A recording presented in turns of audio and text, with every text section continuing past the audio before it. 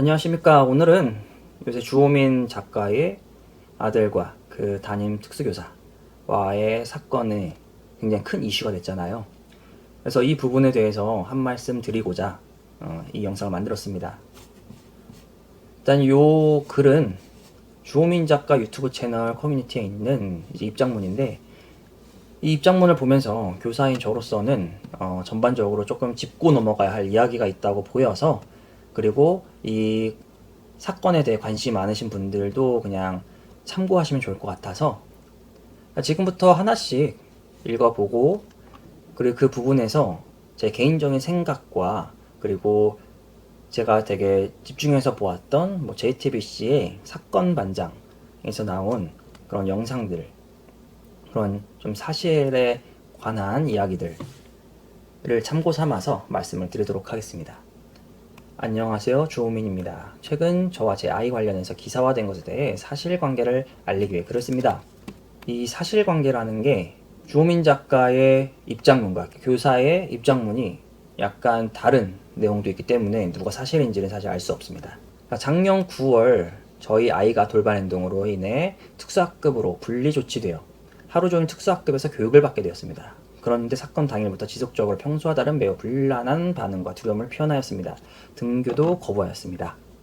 자, 여기서 일단 돌발 행동이라는 말이 꽤 나오는데 이건 문제 행동으로 바꿔서 이야기하도록 하겠습니다. 자, 여기 보시면 아이가 불안해하고 두려움 표현하고 등교도 거부했다고 합니다. 특수학급이라는 곳이 일반 학교에서 통합학급은 일반 아이와 장애 아동이 같이 있는 통합학급이 있고, 그리고 아이들이 좀 빠져나와서 장애 아이들끼리 교육을 받는 특수학급도 있습니다. 그러니까 부분 통합이라고 해서 두 가지를 다 할 수가 있습니다. 자, 근데 평소와 다르게 특수학급에서 긴 시간을 보냈잖아요. 그러면 이제 평소와 다른 일과 때문일 수도 있고, 그리고 또 하나는 이 친구가 특수학급보다는 통합학급을 많이 좋아한다. 그래서 나는 또 특수학급 가서 또 이렇게 교육을 또 받을까봐 싫어했을 수도 있습니다. 그래서 이런 행동이 나올 수 있는데, 사실 원인은 굉장히 다양하다. 다음, 초등학교 2학년은 발달장애 아동 특성상 정확한 의사소통이 불가능하였고, 특수학급에는 장애 아이들만 이제 수업을 받기 때문에 상황을 전달받을 방법이 없었어요. 그래서 확인이 필요했다고 합니다. 일단 여기 감춰진 게 있어요. 초등학교 2학년은 보통 9살이잖아요. 근데 이 아이는 2년 유예했기 때문에 11살입니다. 자, 우리 저학년, 고학년, 2학년 9살, 11살, 2살 차이는 굉장히 어마어마하게 차이가 나죠. 일단 신체적인 거나 본능적인 거나, 그리고 사춘기가 빨리 오기 때문에 4학년이면 벌써 성에 대한 관심도 굉장히 많으실 겁니다. 그래서 그 지난 문제 행동도 나왔을 거고요. 성에 대한 관심도 많을 것입니다. 근데 이 부분을 구체적으로 안 쓰셨네요.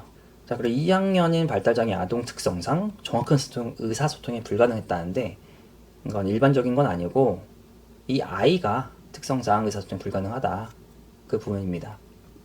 자, 근데 확인이 필요했어요. 확인이 필요했으면 보통은 어떻게 하냐, 담임 선생님한테 연락을 합니다. 상담을 요구하고 이야기를 나눕니다. 근데 어떻게 했냐? 녹음기를 가져왔습니다. 자, 이것은 뉴스에 많이 나오는데 불법이라고 이야기를 하더라고요.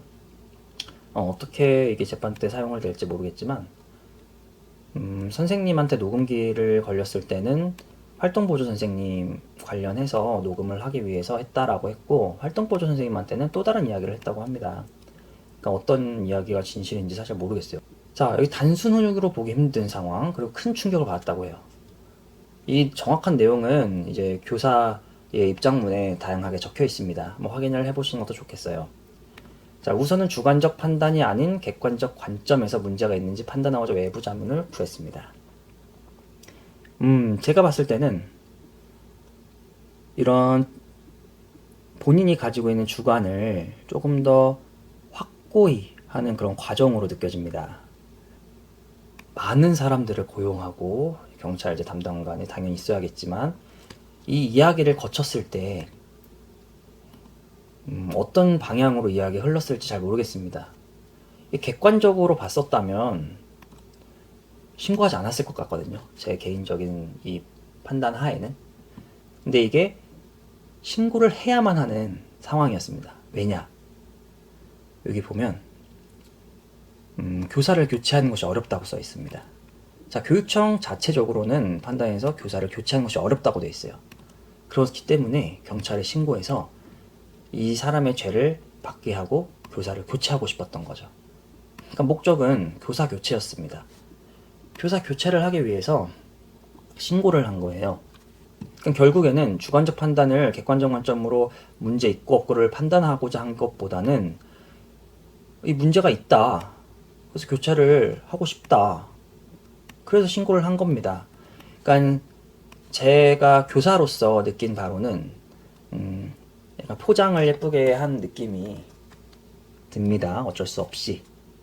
자, 저희 아이의 문제 행동은 이제 저희가 신고한 특수교사의 수업 시간이 아닌 다른 일반 교사의 수업 시간이었습니다. 그리고 특수교사 행위는 해당 사건 일주일 후에 발생하였습니다. 본인의 수업 시간 중에 발생한 일이 아님에도 우리 아이에게 매우 적절하지 않은 언행을 하였으며 이는 명백히 문제의 소지가 있다고 생각합니다. 자, 이거 내용을 보면 다른 일반 교사의 수업 시간, 본인의 수업 시간 중에 발생한 일이 아님에도, 자, 이것도 문제입니다. 이 아이는 이 특수교사의 아이예요. 그렇다면 다른 수업이든 방과후 수업이든 뭐든 간에 이 담임교사가 책임을 지고 이 문제 행동을 소거하도록 노력을 해야 되는 상황입니다. 자, 이 특수교육이 가장 효과를 보려면 어떻게 해야 된다? 협력을 잘해야 된다. 자, 이 특수교사 선생님은 일반 교사와 너무나 협력을 잘했다 라고 보여집니다. 사실. 자, 일주일 후에 발생했대요. 아, 이 사건 후에 바로 이야기를 하고 했어야 되는데 일주일이나 지났는데 왜 막 다시 이러냐. 에이, 스트레스 받게. 이런 느낌인데 이 일이 바로바로 즉각적으로 얘기하는 게 맞습니다. 하지만 즉각적으로 한다 해서 문제 행동이 소거되느냐? 아닙니다. 일주일 후, 한 달 후 계속 이야기를 해주는 것도 이 아이를 위해서는 필요한 부분입니다. 자, 우리 아이에게 매우 적절하지 않은 언행. 자, 이 언행도 사실 여기는 구체적으로 쓰지 않았어요. 하지만 이 선생님 입장문을 보면 구체적으로 얘기가 나오고, 그리고 JTBC 사건 반장을 확인해 보시면 구체적으로 이야기가 나옵니다. 간략하게 말씀을 드리자면 특정 이제 단어들을 이제 아이와 배우고 있는 상황이었는데 이거를 이해시키기 위해서 이 아이의 문제 행동과 연관지어서 이야기를 한 거예요. 근데 이건 교사로서 봤을 때도 약간 적절하지 않은 예였다라는 느낌이 있습니다. 하지만 그 단어를 아이에게 뭐 정서적 학대를 위해서 사용을 한 거다 이런 거는 또 하나 덧붙이자면 다른 교사의 수업은 이 아이가 더 잘 안 듣습니다. 이 아이들 다 알아요. 우리 담임 선생님이 내 담임 선생님이고 더 잘 들어야 된다는 거에서 알고 있습니다. 그래서 당연히 다른 수업에서는 문제 행동이 더 잦고 크게 나옵니다. 그럼 당연히 이 담임 선생님이 관여를 해야 되는 거죠. 저희 아이가 친구들에게 문제 행동을 한 부분에 대해서는 지금도 죄송한 마음, 상대 아동 부모의 적절 사과 용서를 노력하였다.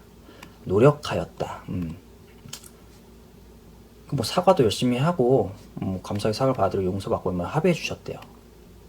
이야기를 들어보면은 전화를 통해서 사과를 하고 이 부분 이제 감정적인 것을 먼저 소거를 해야 되는 게 우선이기 때문에 담임 선생님이 약간 노력을 한 것 같아요. 근데 이 부모님은 이렇게 전화로도 사과를 하지 않은 부분이 나왔습니다.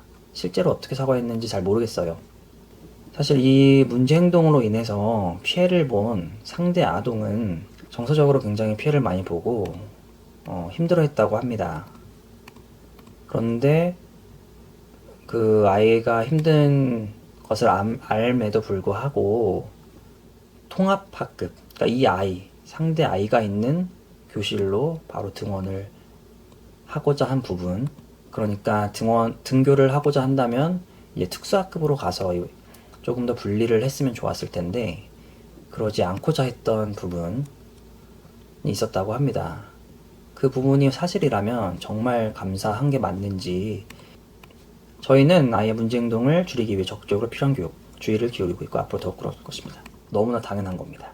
그리고 선생님께서 입장문에서 너무나 잘 대처를 하고 뭐 교육도 이 아이를 중심으로 많은 것을 노력해 주신 게 나와요. 근데 이거는 다 사실일 것 같아요. 굉장히 하실 수 있는 부분을 전체적으로 다 하신 거예요. 이 문제 행동을 위해서. 근데 이 부모님은 그 선생님보다 과연 더 어떤 노력을 했을지 약간 입장문을 조금 더 구체적으로 써줬으면 좋았겠다라고 생각이 듭니다. 지금 쏟아지는 이제 기사죠. 부모가 교사를 달달 볶아 그 스트레스로 아이에게 짜증을 낸 것. 이런 건 추측인가 봐요. 사실이 아닌 것 같습니다. 하지만 그 JTBC에서 얘기하기론 뭐 일요일에도 상담을 잡았었다가 취소를 하고 뭐 주말에도 연락이 하고 막 이런 부분은 뭐 어떤 부모님들은 너무 편하게 생각하시지만 일반적으로는 스트레스를 받는 상황입니다.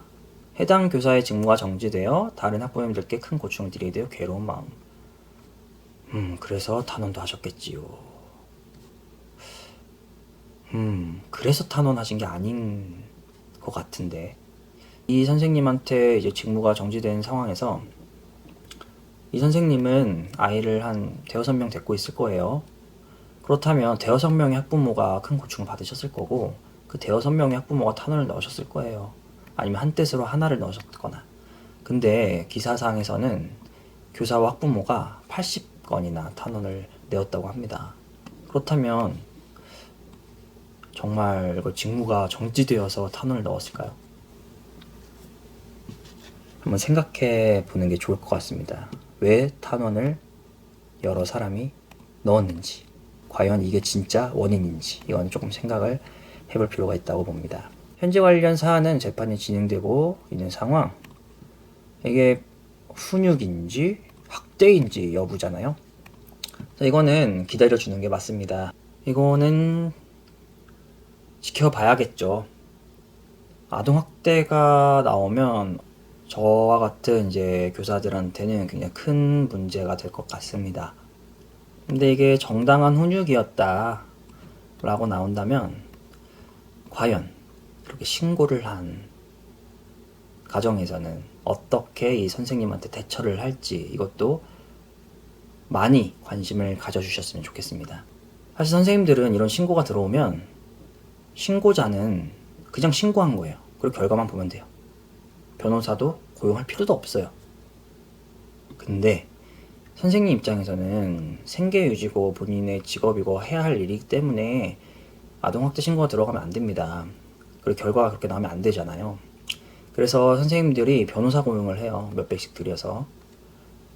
근데 이 몇백을 사비로 드리는 거고 학대가 아니래 라고 이야기가 나와도 그 아이는 그냥 그 학교 그 기관에 다니기도 합니다. 그러니까 정말 이렇게 신고를 했을 때 정당한 훈육이다, 아동학대가 아니다라고 결과가 나온다면 이 신고를 한 사람한테 뭔가 함부로 신고하지 못하는 도구가, 그리고 선생님을 조금 방어해 줄 만한 도구가 좀 있으면 좋겠습니다. 마지막으로 확인되지 않은 사실로 저희 가족 명예훼손. 자, 이것도 사실 아동학대 신고해서 아동학대가 아니다라고 했을 때 무고죄가 안 된다 하더라고요.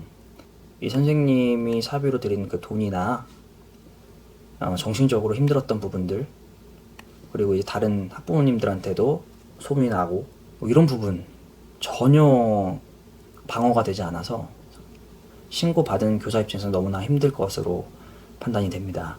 아동학대가 아니다라고 했을 때 무고죄를 할 수 있도록 되면 좋겠습니다. 자, 지금까지 이제 주호민 작가의 입장문을 확인을 해봤는데 제가 읽으면서 여러 가지 생각을 더 많이 했어요, 사실. 근데 너무나 개인적인 이야기들이 많이 나올 것 같아서 그 부분 다 빼고 교사로서 생각한 부분을 최대한 말씀드렸고, 최대한 그 JTBC 안에서 이야기 나온, 뉴스 안에서 나온 이야기만 해드렸습니다. 그래서 이 이슈를 계속 가지고 가서 이 결과까지 확인을 하고 이 신고자와 그리고 아동학대 혐의를 갖고 있는 이 특수교사까지 이 결과, 그 이후의 이야기까지 관심을 많이 가져주시면 좋겠습니다.